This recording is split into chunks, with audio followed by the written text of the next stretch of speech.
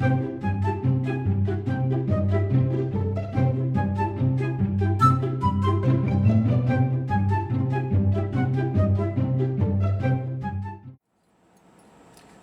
you're back with your pals Frickin' Frack this week. Okay. Ever hear Frickin' Frack? Yes, but I didn't expect to hear it now. It's kind of like, you know what? It kind of sounds shaky, doesn't it? I don't know. Okay, let's move on from that. But anyway, we're here today to talk to you about something very serious. And you're going to be glad that you listened to it. I think so, because it's about, this is a lecture video. I'm not going to show A first in a series. Probably so, because there's a lot to be said. But what we're going to talk to you today about is about managing your jewelry making inventory. How to plan for what you're going to make, how to make decisions, how to be disciplined, how to be sure that you always have in your stash the stuff you need so you don't miss opportunities, and also how to work with suppliers like me. Yeah. Because I've been known, quite frankly, to disappoint people as a supplier. And that is not unique. You'll have that with any supplier out there. And there are reasons for it. So, in the long run, and I found this out the hard way by getting kicked in the pants many, many times, it's all about you taking personal responsibility for your workshop, your inventory, knowing what you have, knowing what you need, and being sure that you have it replenished in time, at a time when it can be gotten for you. And also that you have things made up in time for your shows. That's another type of inventory. It's not your jewelry making inventory, it's your finished goods inventory. How to have enough stuff to run out and do a show if all of a sudden you get this crazy good opportunity. But, oh no, I didn't have enough stuff made. Oh no, I can't do that. That happened to me. I mean, I lost out on a big time opportunity, but we'll talk about that. So, we don't want you to have, oh no, rubber chicken moments. No. Somebody told me I should buy a whole box of those and hand them out. Yeah, in goodie bags. But the thing is come on over here. We're going to have kind of a coffee clutch session this time. We're going to just kind of have girlfriends talk. And Donna's going to talk to me a little bit about things that concern her as a newer jewelry maker. And a lot of things that I've learned from my journey, which is over 28 years long. And I've met a few people along the road that have mentored me and seriously mentored me and have helped me a lot, and also some rough experiences that were my hard knocks education. So, come over here and hear about it and how what I learned can help you, because it's really just a few simple concepts. But remember those words: personal responsibility for your inventory. Okay, so let's grab our chairs out and sit down, okay? Okay. Okay, here we go. Okay, here we go. I hope you have a cup of coffee or a sandwich, because this is going to take a little while. And as you see, I've got my glasses on, because what we have in front of us is a teaching module from the Build-A-Line class. This year I'm using teaching modules that are files on our classroom. And I'm going to share this module with you, which normally I don't, share a module from the class. But in this case, it applies to everybody, and it's just going to be so helpful. So yeah, I'm going to be looking at notes sometimes, which says, you guys know it's something I don't normally do. No, we neither. I don't like scripted videos. I don't care if they end up wonky, so what? It's real. This time it might be a little bit But we don't want to forget anything. We don't want to forget anything because it's important for you, okay? So bear with us. Y'all know we came out and told you we have ADHD, so we're going to try not to. Yeah, we're going to do our best.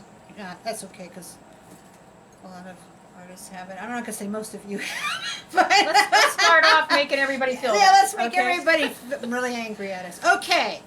Managing your jewelry making inventory. At first I said it falls to personal responsibility. You have to take responsibility for your inventory. But the good thing is I'm going to tell you how. because I've Yeah. discovered a few little tricks. And you don't have to learn everything the hard way. So when, say for example, you were in the Build a Line Challenge, or you've been following along with the Blog Hops, you're learning that we're building cohesive lines of work. I've done a number of videos on it. I even did a video not too long ago about building a line from one stamping. Yeah, To that show was a you how good to one. walk that right out, you know. Mhm. So, you know, when you start building lines of jewelry that way, that are cohesive, that go together, speak one voice, well then naturally you're going to have sets of materials to make them. You're not doing all one-offs anymore. And even if you do one-of-a-kinds, there's still stuff you gotta have. You gotta have jump rings, you gotta have head pins, eye pins, you gotta have certain chain. You know, it's not gonna be all repurposed, I hope. You know, not all repurposed is great stuff. Sometimes you have to get stuff. You need glue or solder or whatever it is you use. Fuel for your torch, if you do that. You know, there's just stuff, you know, that you need to do. So, you gotta learn to gauge your needs. All right, we all know that. So first what we're going to talk about is being sure that you have enough stuff made. Yeah. So that if you get that call on the phone, ring, ring, hey, you want to come out here and do this show, and it's a show you've been waiting to do forever, and here's an opportunity, somebody got sick, and you can fill in. You want to have some hampers ready. Or you don't want to be working till midnight the night before the show, and you're going to be out there setting up your tent with dew all over your feet, 6 o'clock in the morning, 5 o'clock in the morning, and you're shot, and now your people are coming into your tent, and you Yeah. can't half talk to them because you just It's want to not go in a fun. corner and die. Yeah, it tends to ruin Because it you all didn't for have your stuff made. And how do I know about that? Been there. Well, guess where I've been? Where have you been, I Donna? just started off here and decided I wanted to be in this Build a Line Challenge late. Mhm. And so my goal had been to just make earrings. I got a little booth down in town and decided I was going to do this. And I was very well prepared. I had everything I need to make earrings. But then I decided to do the challenge. So now I know what it's like to be completely high and dry. I didn't have time to plan, but I still wanted to do it. So I don't have chain. I was short on things. And it just, with my personality, it just made me kind of crazy. So it's just really good to be aware of the fact that looking ahead and thinking ahead can really solve these problems before they even happen. It's one of the reasons why we kind of talked about it a lot. She felt sorry for me. She saw me struggling there. I'm so good at whining. Brenda, I don't have any change. Brenda.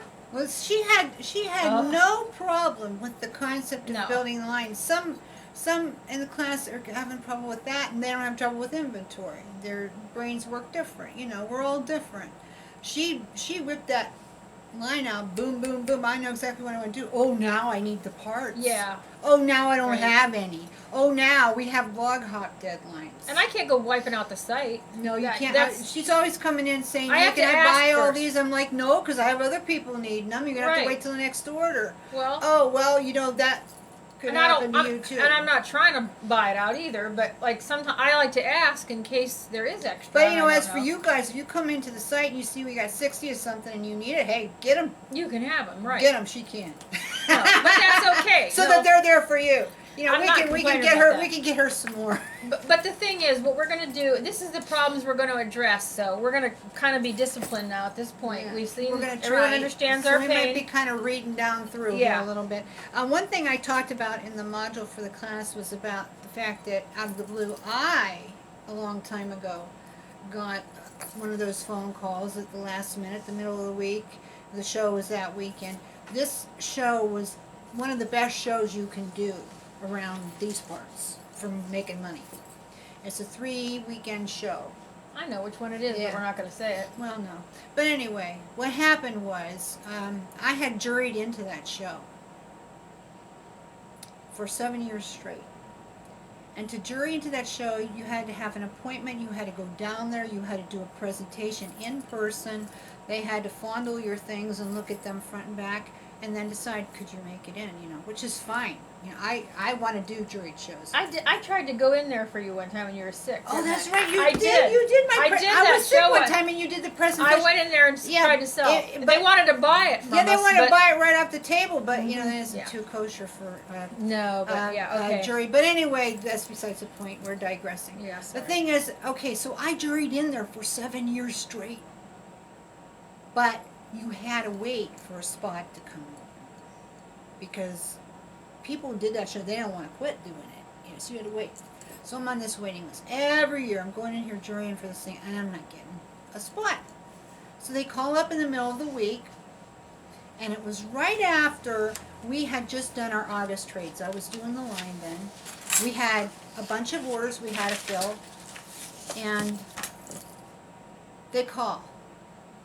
That's so sad. And they said, can you come over and do the show this weekend? We have a vendor who does jewelry who's fallen ill. We love your stuff. It's a perfect fit. Can you come? We'll waive the requirement that you got to dress up like a pioneer woman because you have to dress up. Anyway, they were going to waive that. They were going to give me their everything. Just come, fill in for them. And I told them, I can't. I don't have enough stuff. As I never thought this No. was going to happen. Never in a million years. But if only I had started like in April, taking and putting a little bit aside every week into a show hamper. Mm-hmm. Just in anticipation of my end of year shows, which we were still doing and were very lucrative. And we would never miss it. It would have been fine. Just kind of like putting a few bucks in the bank every week. Just let it accumulate. I would have been able to run over there, do the show, probably sell out everything I had. But no, I had to say no. And as a result of that, they never called me again. That's so that sad. was my trial by fire, I guess.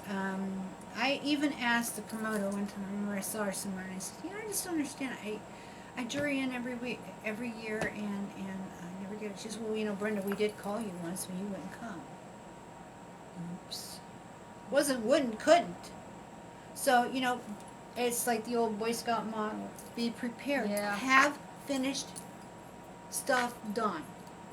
You might get called, say if you work with galleries, you may say, hey, we have a spot here for you to do like a one-person show exhibit for a few days if you can come and do it this, and it might be on the red, as they say, you don't have much time. Well, if you got stuff put back that's, worthy of it, yeah, sure, I'll be right over, it'll be great, so have your stuff made ahead of time. Okay. So, that's personal responsibility number 1. If you do shows, always be ready to go. Yeah. And then you don't miss opportunities because, hey, why are we doing this? Most of us, not all, but most of us are doing it because we need some cash. And I'll tell you what, when I lost that show, that weekend, I probably would have made $4,000. Oh, it's a sad story. It's sick, Yeah. gone. But you poof. know what? It's easier to work every week at the goal of and maintain your inventory anyway. Mhm. But this is just a real kick of one of the many reasons why you really need to. Yeah. Missing out. Even home shows, people that are at levels where they are Well, hobbyists, they we get asked just for had home an shows. opportunity here recently. Someone called and wanted us to do like a charm jewelry type Yeah, they show. still want us And they to. still want us. Yeah. They're friends, so they'll wait, but we don't have it ready. And we talked to them a while ago, Mhm. and it isn't because we're over here going blah, blah, blah, blah, blah, not, No. not trying to take I'll care of tell you- things. It's just, we run around like fools. But the thing is we could have bought some time out, personal Yeah. responsibility, to get that ready, and we could have said, yeah, y'all want to do it next weekend. And we We could have could've. both made some extra money. Yeah. But gone, But we had another problem, which we're going to address later. yeah. And I won't mention it now. 'Cause Okay. we could stick to the Okay. organized material. Another thing you want to keep in mind, if you are wholesaling the shops, and a lot of you know that I had a really large wholesale line at one time, and I had at least 500 store accounts. Unfortunately, they weren't all ordering at once.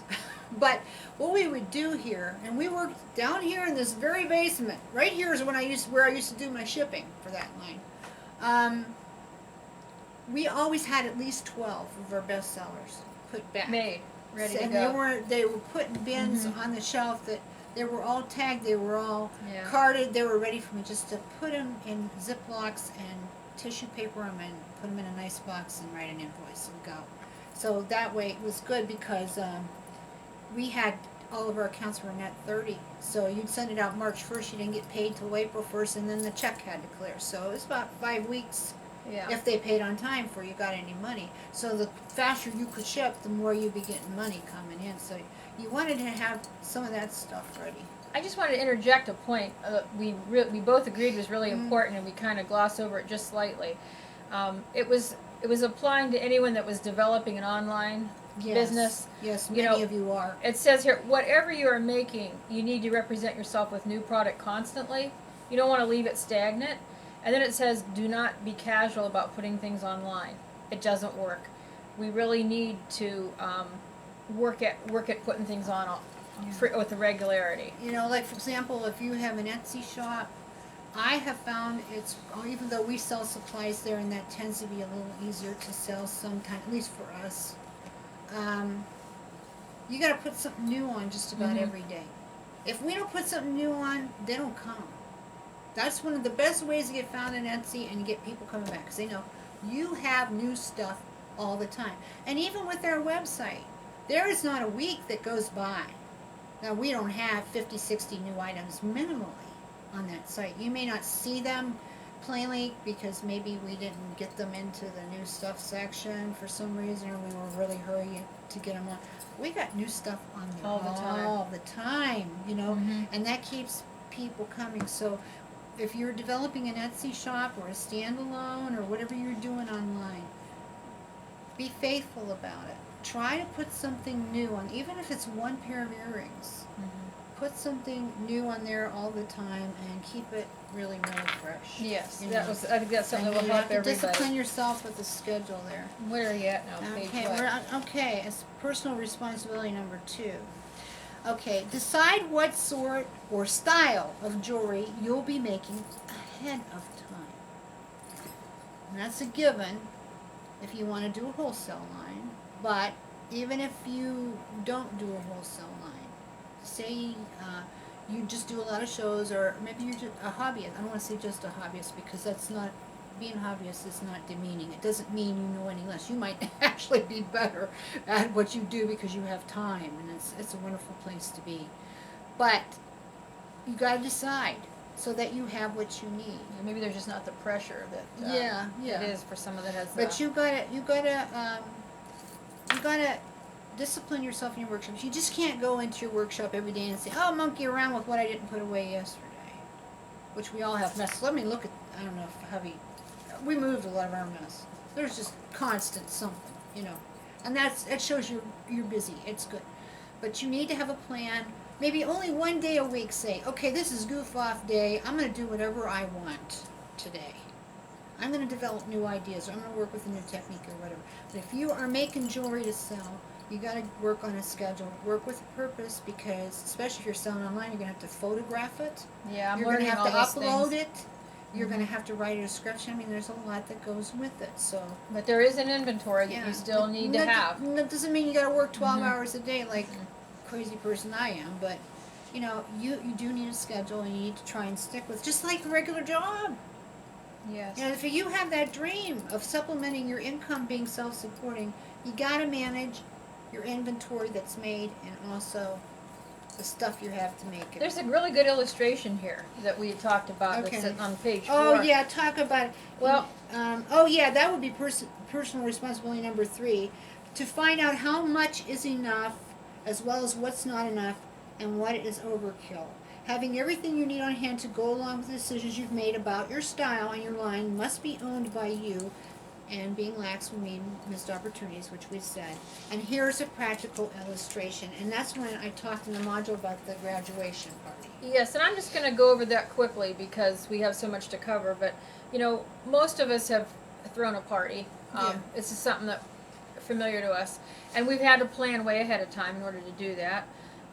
We found ourselves trying to get the best buys that we could. We would shop and make lists. We would check our own inventory first. We didn't buy what we didn't need. But all those principles that we do when we're planning a party, they're the same thing. Mm-hmm. We have to check our inventory of our stock before we go and buy.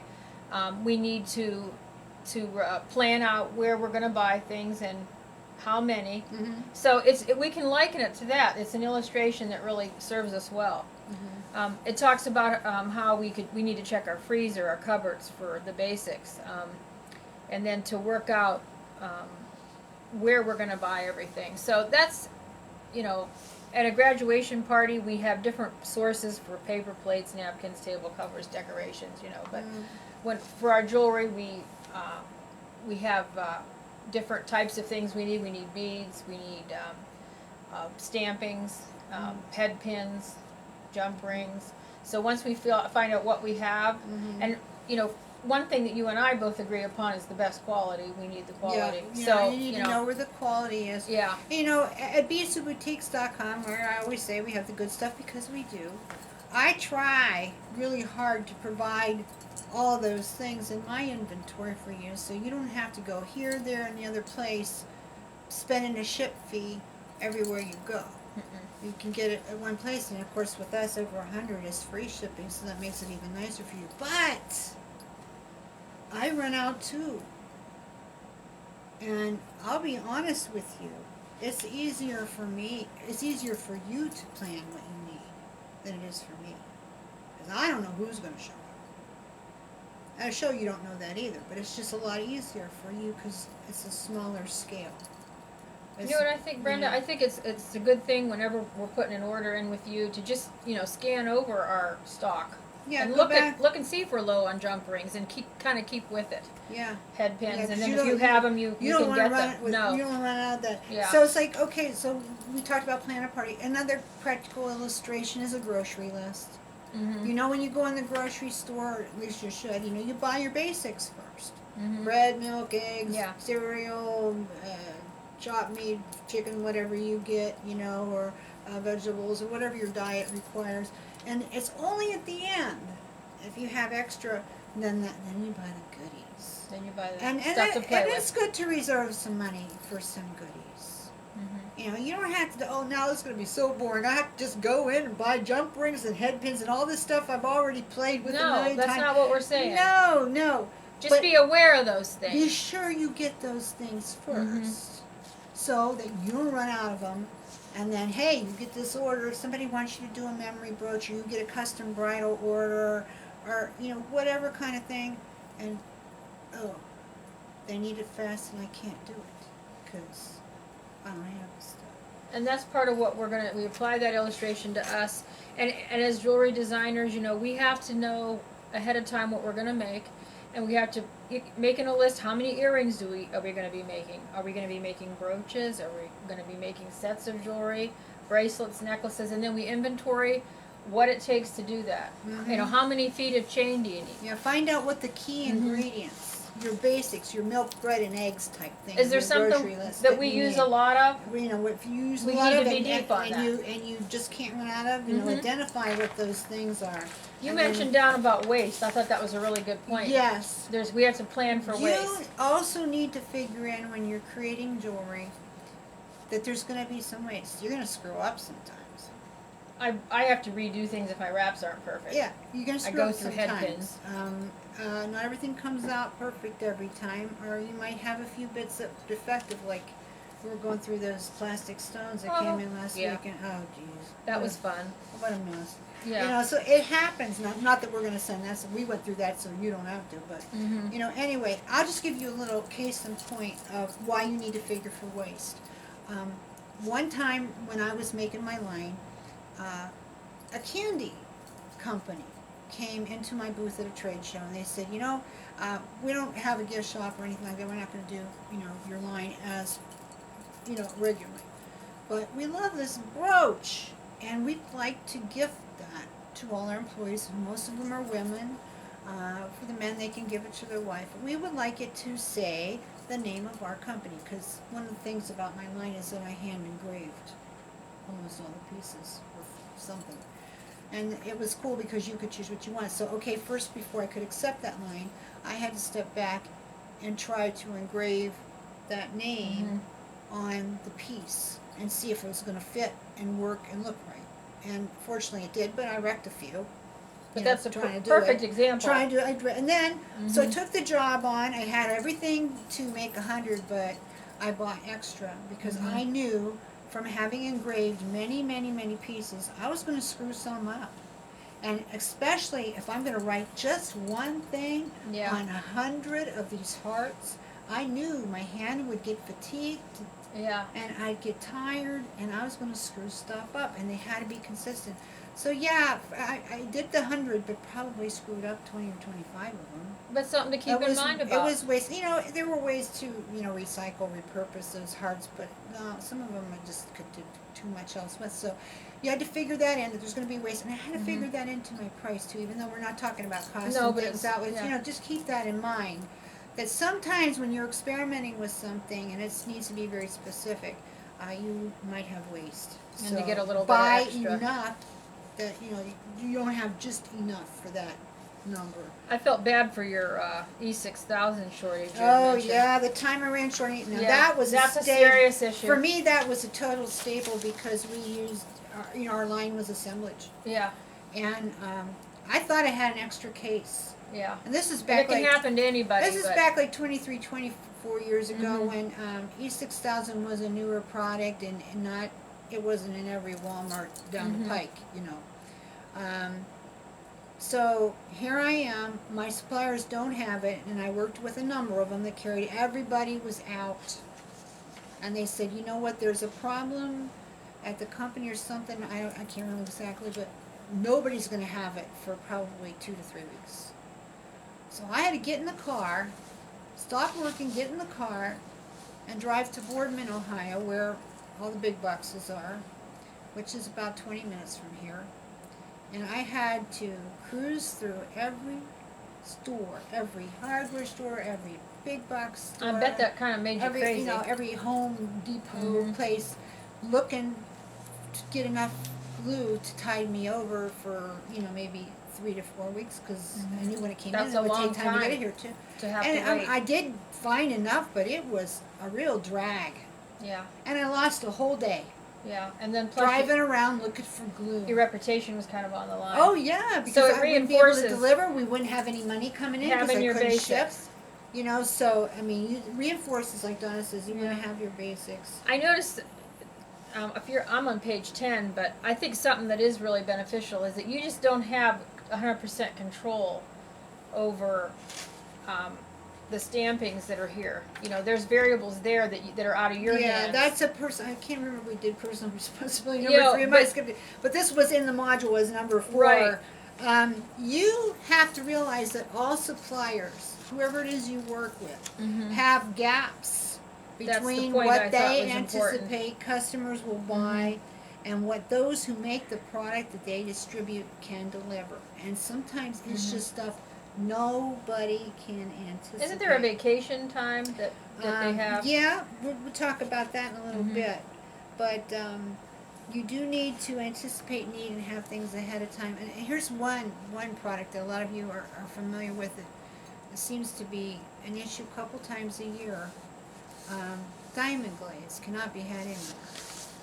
Every distributor, everybody I work with is out. Nobody can ship. I don't know why this happens, but you can't get it for I didn't know a that. few weeks. You Yeah. can't get diamond glaze. Just And trying to and see. I'm not a big user of diamond glaze myself. But for those who But are, a they lot need of to know. people love it, so, as a supplier, I don't ever want to be out of it.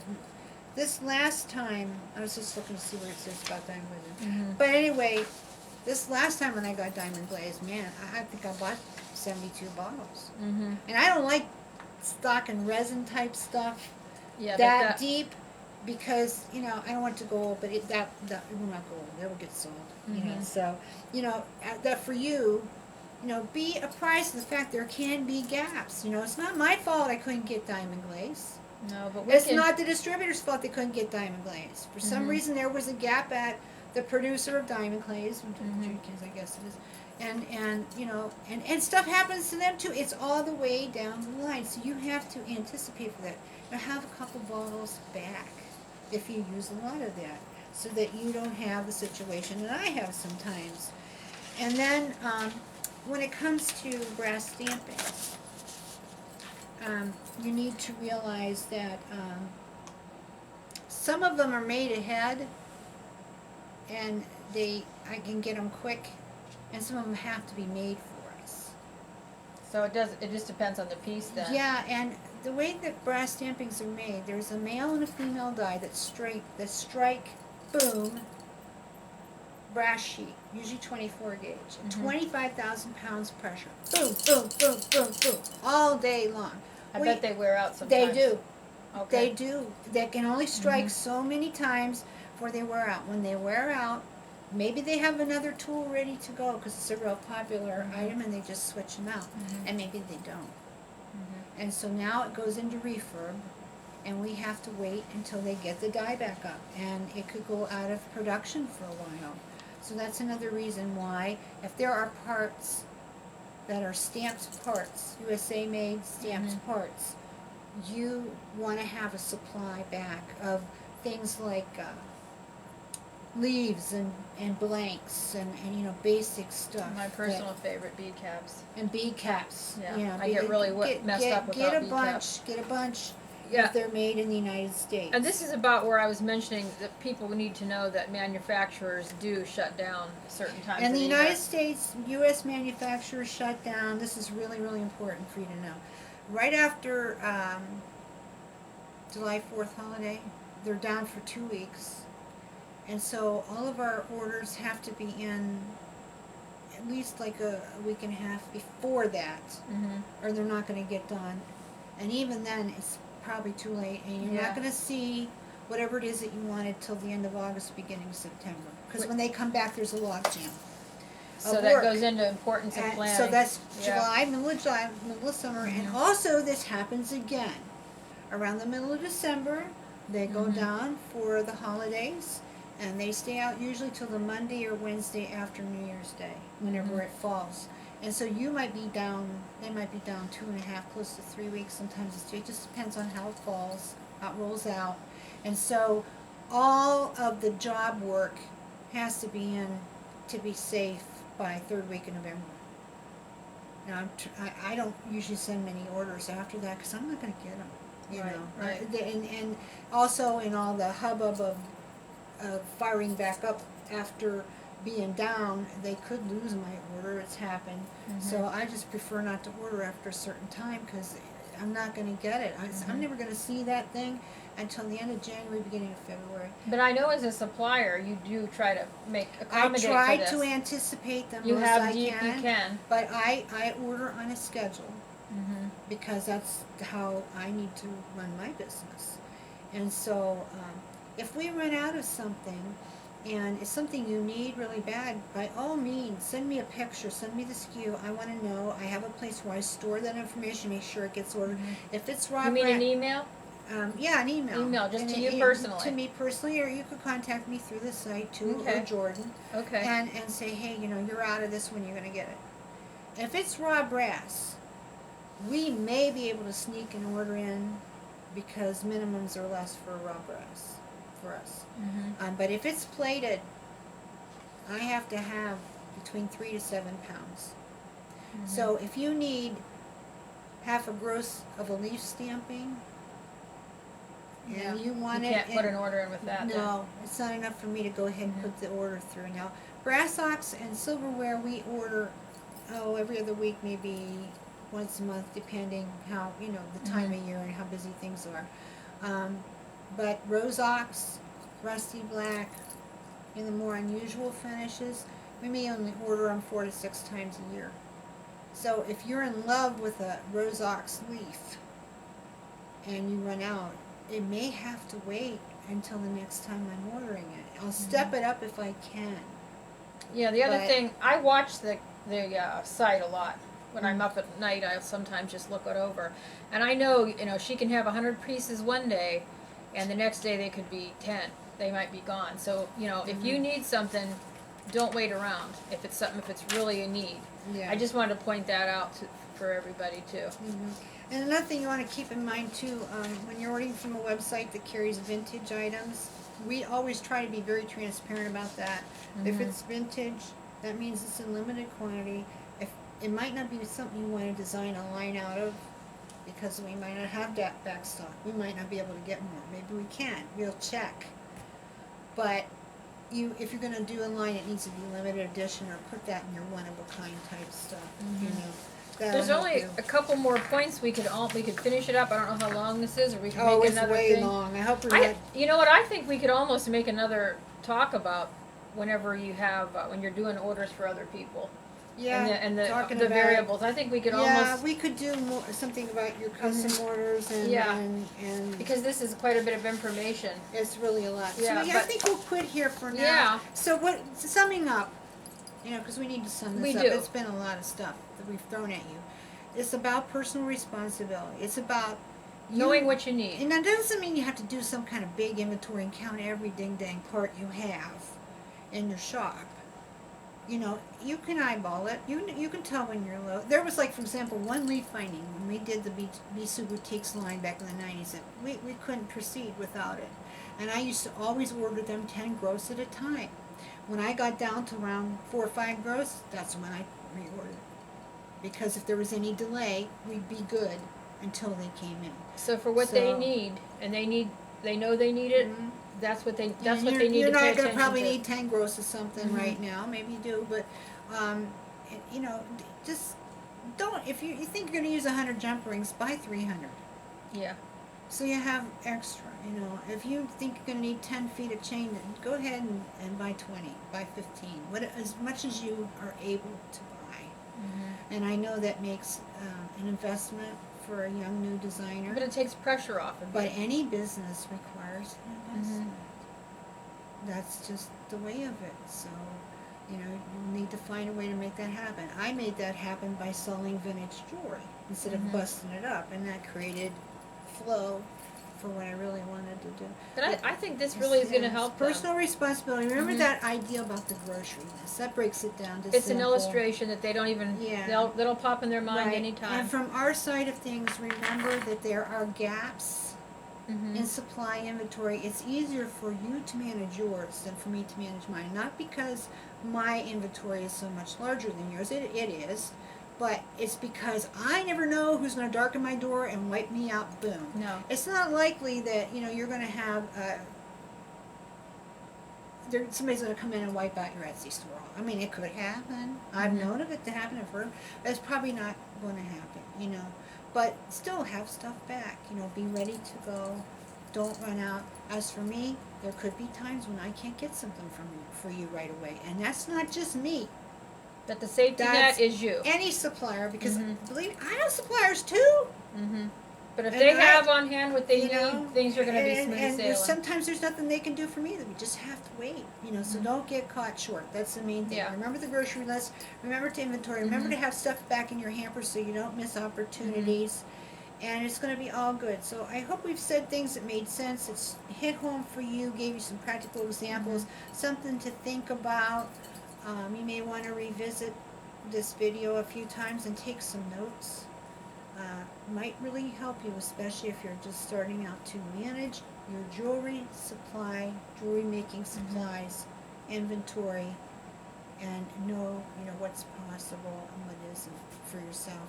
So, armed with knowledge, be Yes. prepared. And we wish them much success. Yes, That's what we you would know, want. really, your success is our success, so why wouldn't we want to share this with you? We want to help. So, go for it, have fun, and we'll catch you next time. We'll catch you soon.